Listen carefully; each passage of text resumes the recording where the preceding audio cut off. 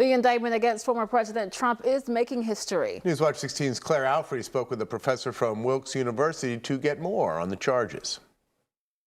The word Trump and indictment are taking over headlines across the country as former President Trump is facing 37 felony counts after officials allegedly found boxes of sensitive documents from the White House in his home in Florida. Newswatch 16 spoke with Benjamin Toll, a political science professor at Wilkes University, to break down the alleged crimes. Once the president is no longer the president, the documents that were in his care are no longer his. They are actually owned by the government, not by the president. We have had a law in place since the 1970s that all documents that are created during one's presidency are given automatically to the government.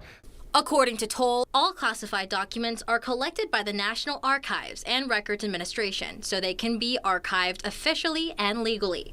But after finding documents in former President Trump's possession, the 49-page indictment was released around 3 o'clock this afternoon, making it public knowledge what prosecutors are alleging. So we're seeing that they have to do with nuclear capability from the United States government, nuclear capability of our allies, of people that are not our allies, and that President Trump shared information about potential military invasion plans with countries. Professor Toll reminds us this is actually only a part of the whole Trump investigation, making this indictment different from the last one in New York this past spring.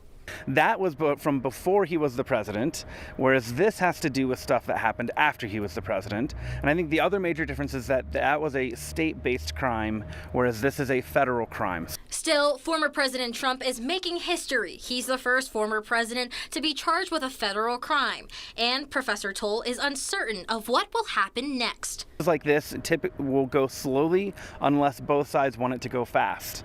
If both sides want it to go fast, then a trial could happen sometime early in January, early in 2024. Which would be right at the beginning of the next election year. Claire Alfree, Newswatch 16, Luzerne County.